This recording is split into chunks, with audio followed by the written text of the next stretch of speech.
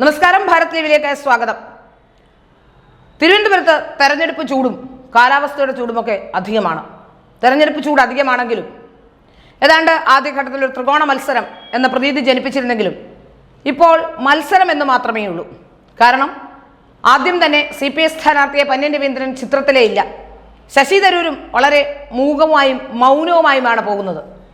ഇങ്ങനെയൊക്കെ പോകുമ്പോഴും ശശി തരൂരിന് അനുകൂല ഘടകമായി എല്ലാവരും പറയുന്നത് കടലോര മേഖലയിൽ നിന്നുള്ളവരുടെ വോട്ടുകളും അവർ കോൺഗ്രസിന് മാത്രമേ വോട്ട് ചെയ്യുകയുള്ളൂ, അതുപോലെ സ്ത്രീകളുടെ വോട്ടുകളും ഒക്കെ ആയിരുന്നു.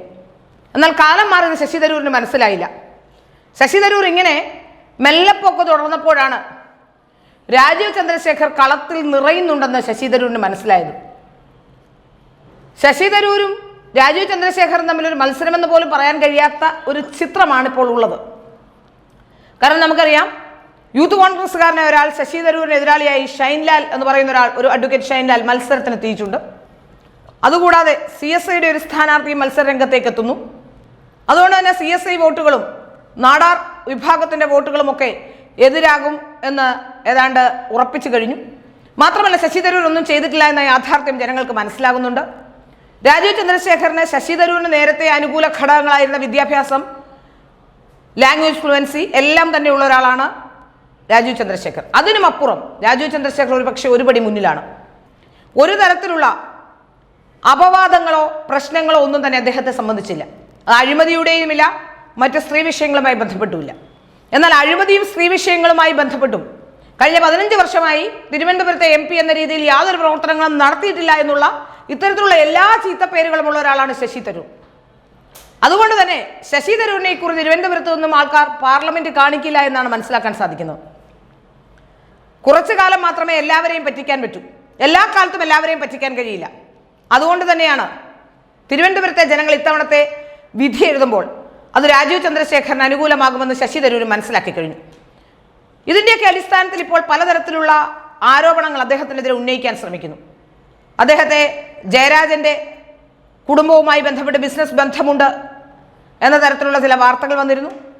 ഇപ്പോൾ മോർഫ് ചെയ്ത ചിത്രങ്ങൾ അദ്ദേഹത്തിൻ്റെത്, അതായത് രാജീവ് ചന്ദ്രശേഖറിന്റെ ചില മോർഫ് ചെയ്ത ചിത്രങ്ങൾ പ്രചരിപ്പിക്കുന്നു. ഈ മോർഫിങ്ങിന്റെ ആശാന്മാരാണ് കോൺഗ്രസ്സുകാരെന്നാണ് പറയുന്നത്. ഏതായാലും വടകരയിലും ഇതുപോലെ ഷാഫിക്കെതിരെ ഒരു ആരോപണം ഉയരുന്നുണ്ട്. മോർഫ് ചെയ്ത ശൈലജ ടീച്ചറിന്റെ ചില ചിത്രങ്ങൾ മോർഫ് ചെയ്തു വരുന്നു എന്ന് പറഞ്ഞിട്ട്. അത് മാത്രമല്ല, ഇത്തരത്തിലുള്ള കാര്യങ്ങൾ ചെയ്യുന്ന ഒരാളാണ് രാഹുൽ മാങ്കൂട്ടം എന്ന് നമുക്കറിയാം.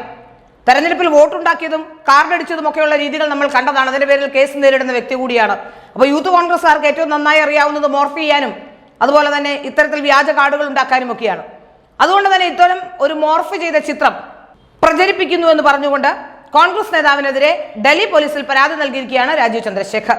മോർഫ് ചെയ്ത വ്യാജ ഫോട്ടോ പ്രചരിപ്പിച്ചു എന്നാരോപിച്ചാണ് കോൺഗ്രസ് നേതാവിനെതിരെ ഡൽഹി പോലീസിൽ രാജീവ് ചന്ദ്രശേഖർ പരാതി നൽകിയത്. തിരുവനന്തപുരം ജില്ലാ കോൺഗ്രസ് കമ്മിറ്റി അംഗവും അഖിലേന്ത്യാ മത്സ്യത്തൊഴിലാളി കോൺഗ്രസ് ദേശീയ നിർവാഹക സമിതി അംഗവുമായ ജെ മോസസ് ജോസഫ് ഡിക്രൂസിനെതിരെയാണ് തിരുവനന്തപുരം NDA സ്ഥാനാർത്ഥി കൂടിയായ രാജീവ് ചന്ദ്രശേഖർ പരാതി നൽകിയത്. തനിക്കെതിരെ വ്യാജ പ്രചരണങ്ങൾ നടത്തുകയും കള്ളരേഖയുണ്ടാക്കുകയും ചെയ്തെന്ന് ചൂണ്ടിക്കാട്ടിയാണ് പരാതി. EP ജയരാജനുമായി ബിസിനസ് ബന്ധമുണ്ടെന്ന വ്യാജ ആരോപണം ഉന്നയിക്കാനായി രാജീവ് ചന്ദ്രശേഖറിന്റെ പഴയൊരു ഫോട്ടോ മോർഫ് ചെയ്ത് ദുരുപയോഗം ചെയ്തുവെന്നാണ് ആരോപണം. തെറ്റിദ്ധരിപ്പിക്കുന്ന വിവരങ്ങൾ പ്രചരിപ്പിച്ച് പൊതുജനങ്ങളെ കബളിപ്പിക്കാനും സഹതാപം സമ്പാദിക്കാനും ലക്ഷ്യമിട്ടാണ് കൃത്രിമം നടത്തിയെന്നും ഇതിനു പിന്നിൽ ക്രിമിനൽ ഗൂഢാലോചനയും വ്യക്തിപരവും രാഷ്ട്രീയവുമായ അജണ്ടയുണ്ടെന്നും പരാതിയിൽ പറയുന്നു. രാജീവ് ചന്ദ്രശേഖറിനൊപ്പം കേന്ദ്രമന്ത്രി പ്രതിമ ഭൗമിക് നിൽക്കുന്ന 2023 ഓഗസ്റ്റ് 4 എടുത്ത പഴയ ഫോട്ടോയിൽ കൃത്രിമം കാണിച്ച് തെറ്റായ രീതിയിൽ പ്രചരിപ്പിക്കാനുള്ള ക്രിമിനൽ ഗൂഢാലോചനയിൽ ഏർപ്പെട്ടുവെന്നാണ് ഡിക്രൂസിനെതിരായ പരാതി. ഈ ചിത്രം ഫേസ്ബുക്കും വാട്സപ്പും ഉൾപ്പെടെ വിവിധ സോഷ്യൽ മീഡിയ പ്ലാറ്റ്ഫോമുകളിൽ പ്രചരിപ്പിക്കുകയും ചെയ്തു. മന്ത്രി പ്രതിമ ഭൗമിക്കിന്റെ ചിത്രം ഡിക്രൂസ് മോർഫ് ചെയ്തത് CPM നേതാവ് EP ജയരാജന്റെ ഭാര്യ PK ഇന്ദിരയുടെ മുഖവും ചേർത്ത് ജയരാജനും രാജീവ് ചന്ദ്രശേഖറും തമ്മിൽ ബിസിനസ് ബന്ധമുണ്ടെന്ന് തെറ്റായി സൂചിപ്പിക്കുകയായിരുന്നു ലക്ഷ്യമെന്നും പരാതിയിൽ ചൂണ്ടിക്കാട്ടി. ജെ മോസസ് ജോസഫിനെതിരെ ഇന്ത്യൻ പീനൽ കോഡിലെ 120B, 463, 464, 465, 469, 471, 499, 500 എന്നീ വകുപ്പുകളും IT നിയമത്തിലെ 66D വകുപ്പും ചുമത്തി കേസ് രജിസ്റ്റർ ചെയ്യണമെന്നും രാജീവ് ചന്ദ്രശേഖർ പരാതിയിൽ ആവശ്യപ്പെട്ടു. തെരഞ്ഞെടുപ്പ് പ്രചരണം നടക്കുമ്പോൾ തിരുവനന്തപുരത്ത് സംസാരിക്കാൻ യഥാർത്ഥ വികസന അജണ്ടകളോ കാണിക്കാൻ നേട്ടങ്ങളോ ഇല്ലാത്തതിനാൽ നിരാശരായ കോൺഗ്രസിന്റെ അവസാന അടവുകളാണെന്നും രാജീവ് ചന്ദ്രശേഖർ പറയുന്നു. രാജീവ് ചന്ദ്രശേഖരെ സംബന്ധിച്ച് നോക്കുകയാണെങ്കിൽ അദ്ദേഹം ഈ നിമിഷം വരെ ഒരു സ്ഥാനാർത്ഥിക്കെതിരെയോ ഒരു രാഷ്ട്രീയ പാർട്ടിക്കെതിരെയോ യാതൊരു തരത്തിലുള്ള ആരോപണവും ഉന്നയിച്ചിട്ടില്ല.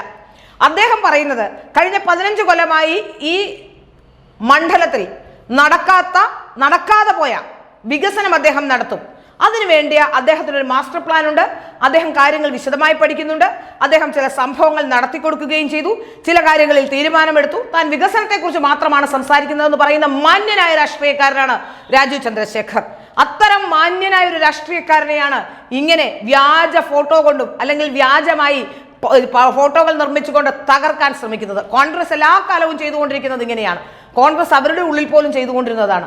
അവിടേക്ക് വരുന്ന സ്ത്രീകളെ അടക്കം അവർ സീറ്റിന് വേണ്ടിയും മറ്റു രാഷ്ട്രീയ താല്പര്യങ്ങൾക്ക് വേണ്ടിയും ഒക്കെ മോശക്കാരായി ചിത്രീകരിക്കുകയും അവരെ വൃത്തികെട്ട രീതിയിൽ മറ്റുള്ളവരുടെ ഇടയിൽ പറഞ്ഞു പരത്തുകയും അവർക്ക് അപവാദം ഉണ്ടാക്കി കൊടുക്കുകയും ഒക്കെ ചെയ്തുകൊണ്ടാണ് ഇത്തരത്തിൽ ഇത്രയും കാലം കോൺഗ്രസ് മുന്നോട്ട് പോയത്. നമുക്കറിയാം, കോൺഗ്രസിലെ സ്ത്രീകളോട് ചോദിച്ചാൽ അറിയാം അവരെക്കുറിച്ച് എന്തൊക്കെ കഥകളാണ് അവരുടെ നേതാക്കന്മാർ തന്നെ ഉണ്ടാക്കി പറയുന്നത് നമുക്കറിയാം. പരസ്പരം തെറി വിളിക്കുന്നത് പോട്ടെ, അതിനും അപ്പുറം. കാരണം യാതൊരു മാന്യതയും സംസ്കാരവും ഇല്ലാത്ത ഇത്തരത്തിലുള്ള കോൺഗ്രസ്സുകാർ ഇത്തരത്തിലുള്ള നീക്കം നടത്തിയില്ലെങ്കിലേ അത്ഭുതമുള്ളൂ. ഏതായാലും അതിന് കുറിക്കുകൊള്ളുന്ന തീരുമാനമാണ് ഇപ്പോൾ രാജീവ് ചന്ദ്രശേഖർ എടുത്തിരിക്കുന്നത് എന്ന് വ്യക്തമാവുകയാണ്.